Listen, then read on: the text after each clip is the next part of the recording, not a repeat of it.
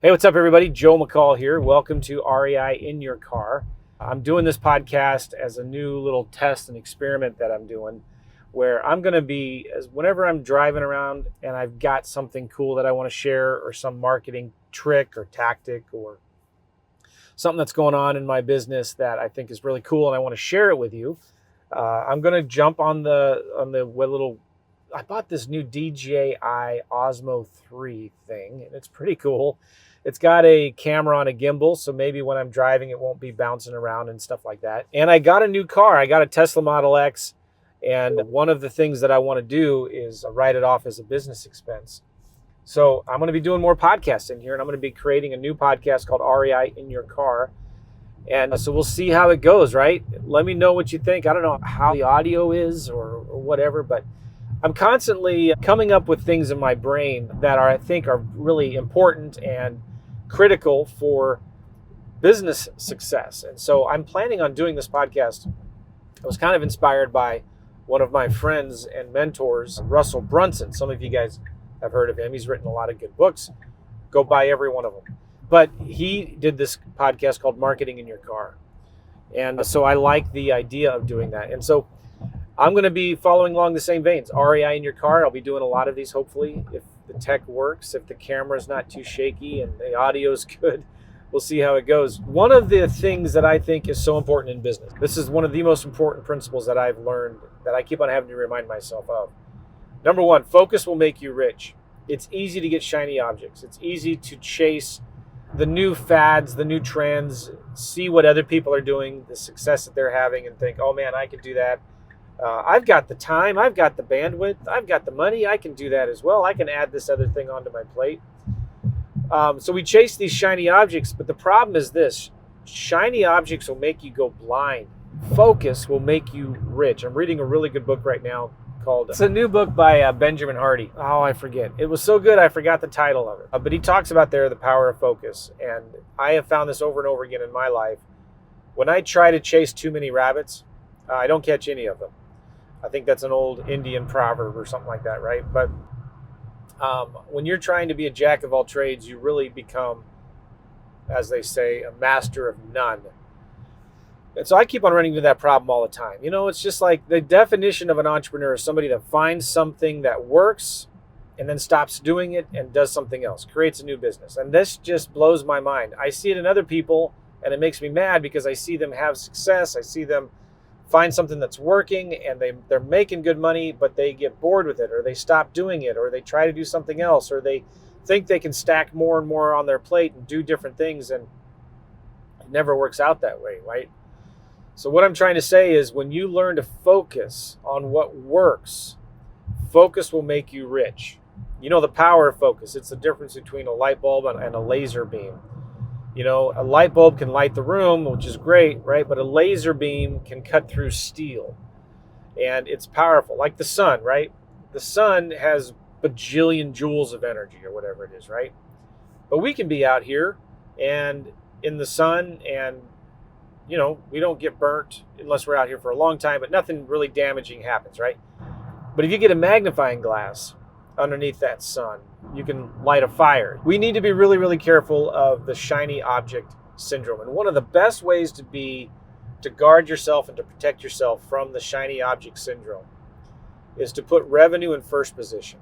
What do I mean by that? It means focusing, making sure that every day when you're looking at, okay, what do I got to do today? Look at what is your fastest path to cash? What are your highest revenue generating activities?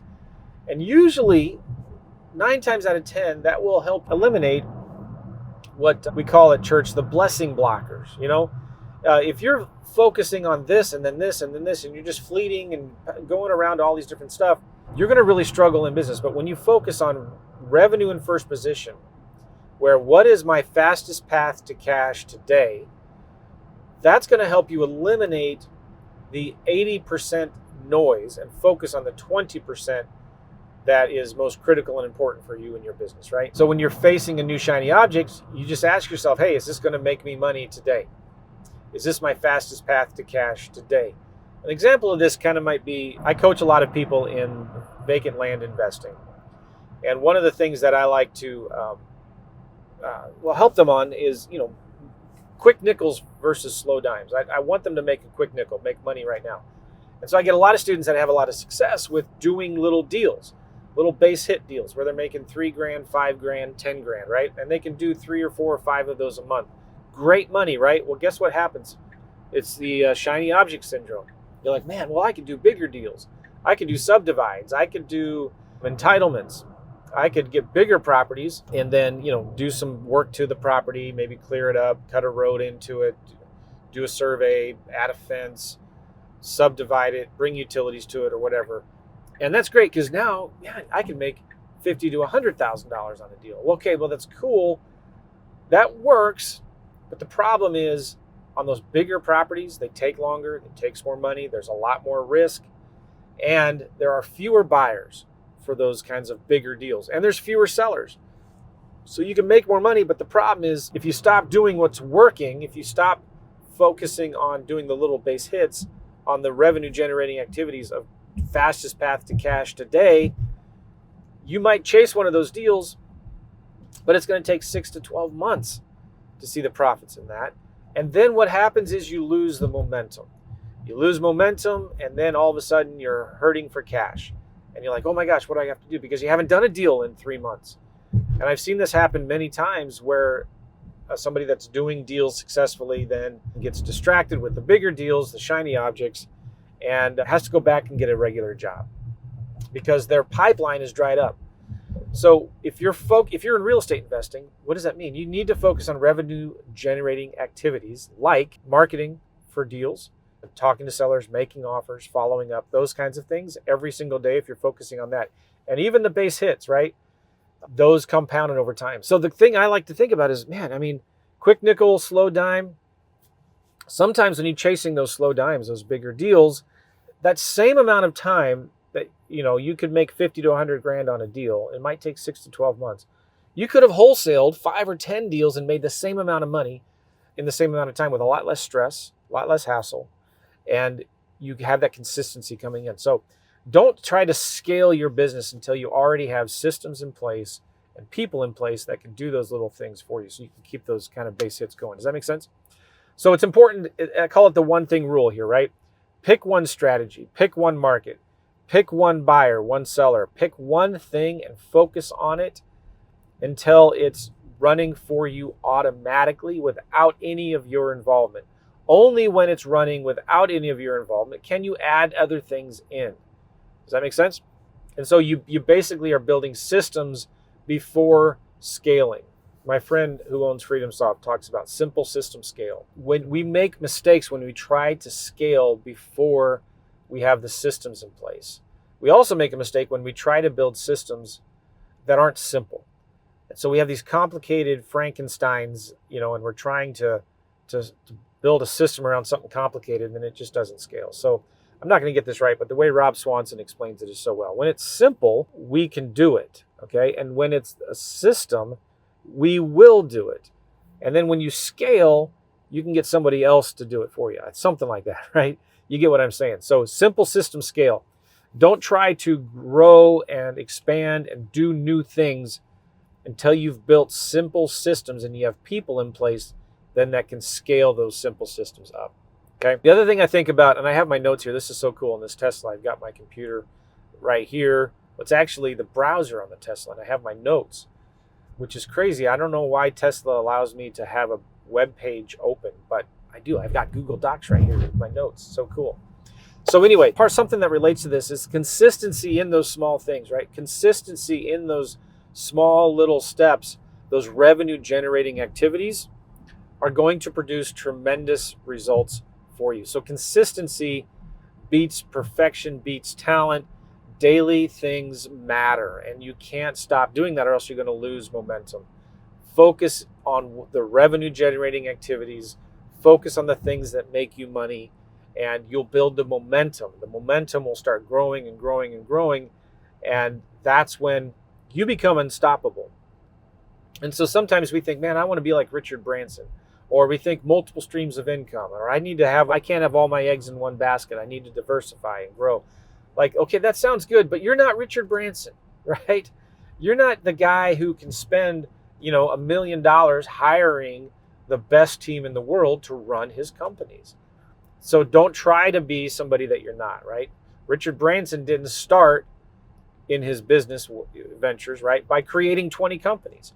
And I don't know what his story is, but he created one thing, he grew that and scaled it and made it big, right? And here's the thing. Complexity kills success every single time. Aren't these notes really good here? Man, I hope you're picking up what I'm laying down here. Complexity is the enemy of success, right? If you try to build this complicated thing, you're going to get confused. Your team's going to get confused. Your customers, your sellers, your buyers will be confused because they don't know who you are. They don't know what you stand for, what you believe in. They don't know what it is that you're doing. It's like, have you ever gone to one of those Chinese buffets that have everything under the sun? They have Chinese food, they have tacos and Mexican food, they have American food and hamburgers. And like, you know what? When you go there, none of it's good, is it? None of it's good. It all sits out there forever. It's cold, it's crusty, it's hard. It's just nasty. And guess what? Every single one of those restaurants always close. Or if they are and you go into them, there's nobody in there. And it's just nasty food, right? You just don't go. If you want sushi, you don't go to a Chinese buffet. If you want a steak, you don't go to a Chinese buffet. You don't go to all of this all in one thing. Having said all this, it means you need to say no more often to things, right? You need to say no to those shiny objects that come up. And you might think you can do it. You might think you have the time and the bandwidth, but you probably don't. Money loves simplicity. Money loves clarity. You've got to be focused. You've got to slow down and just be consistent. Build the momentum.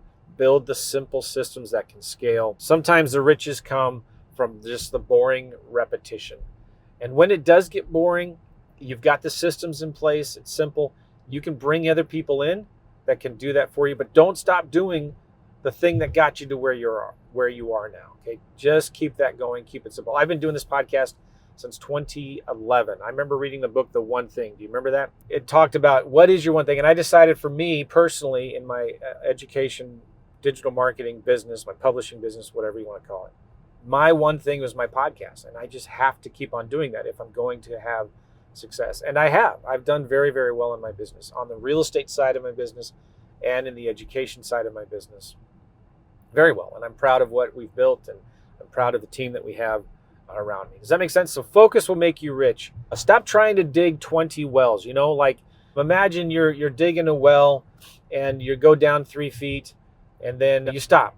Because like, this isn't working or it's not working well. So you go dig another well, and then you dig another well. And pretty soon you've got 20 wells all around that are only 3 feet deep, and you've not done anything. But if you would have just focused on one thing and hammered down and drilled down in there, you would have found water eventually, right? I want you to be that horse with blinders on.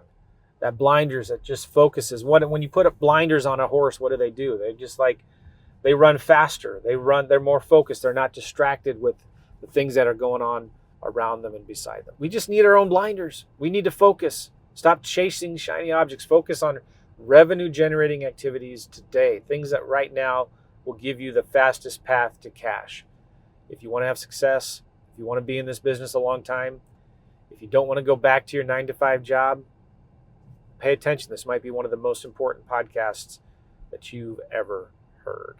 All right, so how was this? Let me know what you think. I'm almost home. I think I'm going to enjoy these types of podcasts. I just have to make sure I have important things to talk about. I don't want to be wasting your time on silly random thoughts.